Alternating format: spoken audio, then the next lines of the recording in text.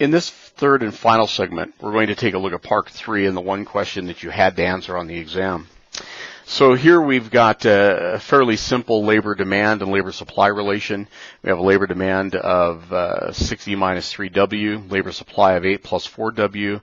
I've indicated that W is thousands of dollars in wage income per month and that L is number of workers. You'll see where that comes into play here in a few moments. And you've seen this before in some of the video segments and problems you've done in the class so far. So we're taking a look at this, and the first thing I ask you to do is just give me a model for this. So you're going to graph this, and to graph it, of course, the first thing you needed to do was come up with an equilibrium. I say the first thing you need to do. That's the first thing I do. You could have done that second or third perhaps, but that's the first thing that I do. So when I set those two equal to each other, I know the labor demand is equal to labor supply, so that means 8 plus 4W is equal to 60 minus 3W. So I have one equation now with one unknown. I can solve for the unknown. And so I can go ahead and add 3W to each side, which now gives me 7W on the left and no W on the right.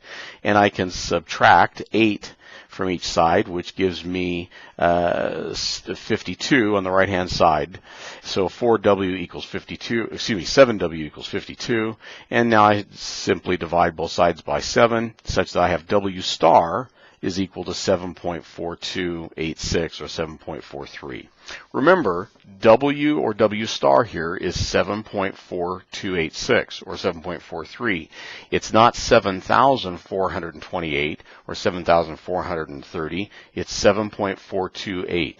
Now we know that the wage is 7,430 a month because of the additional information we have here, but W star, or the value for W you're going to represent on the model, is 7.428 or 7.43. We can then go ahead and take that value, plug it into either one of our equations for labor demand or labor supply, substitute W for that with that value, and then we get our L star. This is not L, this is L star, and it's important to maintain that differentiation, and we see that at 37.71. So that's the first thing that I do. And then I go ahead and set the intercept values. And you'll recall that we set the intercept values by taking each equation separately, and in turn setting each one of the variables equal to 0. So I'll take labor demand, I've just got this set up right down here. Take labor demand of 60 minus 3W, and I set W equal to 0, and I end up knowing that when W is 0, 60, or labor demand equals 60 plus or minus 3 times 0, or labor demand simply equals 60. And then I'll take labor demand and set it equal to 0, such that 0 is now equal to 60 minus 3W. Or 3W is equal to 60, W is equal to 20. So now I know that on the x-axis, the labor axis, I have a value of labor at 60, so I'm right here, and I have a value of W at 20 on the wage axis, and I connect those 2 points with a straight line, and I'm good to go for my labor demand curve. I do the exact same thing, of course, with my labor supply curve. Labor supply curve, though, is a little bit more complex most often because it just kind of juts out here into almost this forever positive space, so we know that at some point it interacts with both the x and the y axes, or the wage and the labor axes, and in this case I find that it interacts with the wage axis at -2, which by the way sets the reservation wage, and that it interacts with the x-axis at 8, so we know that there's 8 workers that might be willing to work at a 0 wage if there were only 8 workers, and that no workers are willing to work for -2 or less. So, but that means that some workers, something more than 1 or more than 0 workers, will work for something more than -2. So that's really kind of instructive to us. We need to think about what that means in the longer scheme here, or the bigger scheme here.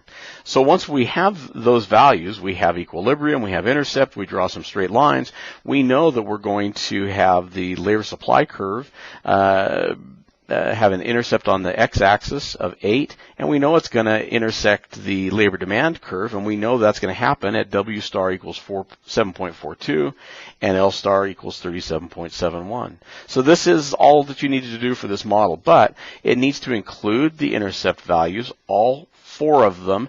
If you had only given me the values in positive space, I would have been okay with that, but I prefer all 4 of them when I'm asking you to give me a full model like this.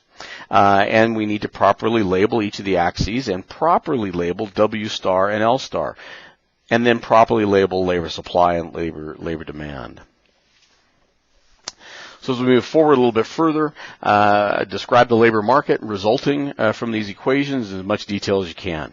Be sure to include information regarding the reservation wage, level of unemployment, relative skill levels, value of employer and worker surplus, and any other interesting information you saw. So I asked for all of those things, and the biggest problem that I saw on this particular question from some of you is that you answered some of those things. You gave me values for some of these, but not all, and I specifically, expressly asked for all.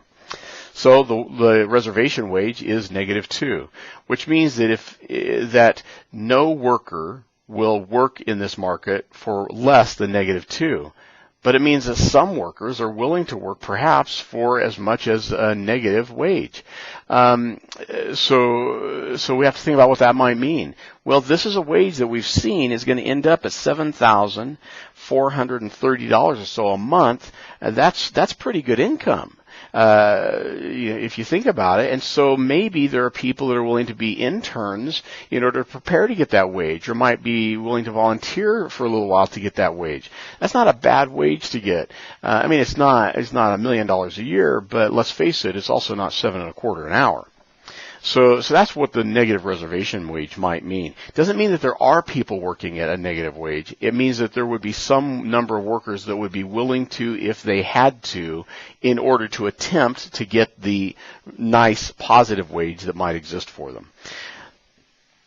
We see there's no unemployment in the market. How do we see that? Because labor demand is equal to labor supply. The market has cleared. We see that the relative skill of this worker must be very high in order to get that kind of a wage. We can look at employer surplus and worker surplus through the equations I have here. So employer surplus is simply going to be the triangle that is above the W star line. So that's employer surplus. And it's going to equal 20 minus 7.42 times 37.71, all of which is going to be divided by 2. 20 minus 7.42 times 37.71 divided by 2, it's going to equal 237.07. Worker surplus is a little bit different. Worker surplus is going to be this area here, and it's going to be everything below the wage line above labor supply. And in most cases, you would think about this only in positive space. If you gave me an answer that included the value in negative space, I was okay with that, but I made some kind of notation for you. I think I might have even deducted a quarter or half a point for that, because I expressly indicated in one of our video segments that you only use the value in positive space on this. So if you use the value in positive space only, you had to think about this as a rectangle, here a rectangle, and a triangle. So the rectangle would be 7.42 times 8 plus the triangle, which would be 7.42 times 37.71 minus 8, and then all that divided by 2, exactly as I've got here for you, which means that you should have ended up with a value of 169.07. If you decided to do the entirety of the triangle, then that would have given you a value of 177.776 or 178. So that's giving us that final piece of the puzzle here. And then some of you even gave me some really interesting conversation about what it means really for this negative reservation wage. But I was looking for those items, and I expressly identified which ones, and I'm looking for values. So I then asked you in part C, why are labor demand curves downward sloping? Most all of you said that they were downward sloping because as more workers are present, they receive a lower wage. That's not why a labor demand curve is downward sloping. That's a result of a labor demand curve being downward sloping. The reason a labor demand curve is downward sloping is because of the law of diminishing marginal productivity. As we have a greater number of workers, their productivity is less. If their productivity is less, then the employer is going to pay them less. It's very simple. Similarly, in Part D, we said, why are labor supply curves upward sloping? And almost everyone said they're upward sloping because if you want to have more workers appear, then you have to pay them more money. Well, that again, it's not incorrect, but it doesn't get at the core of why. And some of you just said that when there is a higher number of workers, there has to be a higher wage. Well, again, that's a result of an upward sloping labor supply curve. That's not why the curve slopes upward.